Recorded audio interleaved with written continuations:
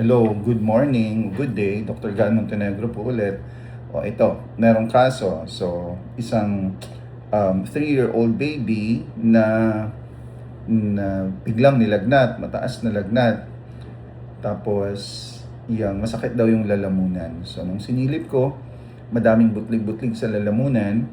Tiningnan ko yung kamay, wala naman. Yung paa, wala rin. Pero feverish, dry yung lips. No? So, this is her pangina. Ang herpangina is kamag-anak ni hand, foot, and mouth. So pag walang butlig-butlig sa kamay at saka sa paa, then it's herpangina. Pag meron, then that's hand, foot, and mouth.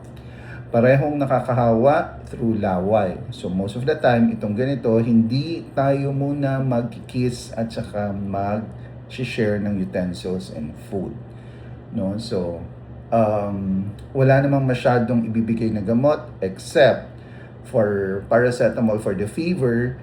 Tapos, sometimes, binibigyan ng cetirizine for the itch, and then other doctors would give immune boosters, no? Yang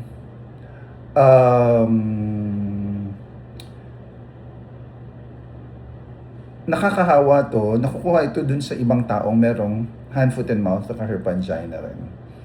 No, so nakukuha ito madalas sa mga matataong lugar o kaya most of the time mga playgrounds, no? Lalo na yung mga indoor playgrounds. Kasi pag outdoor playgrounds, nasisinaga ng araw. Pero then again, pwede pa rin makuha, no, sa laway ng ibang tao. Alright?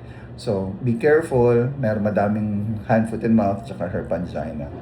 Ngayon, paanong ginagawa? Ang problema lang naman dito is lagnat at saka yung appetite.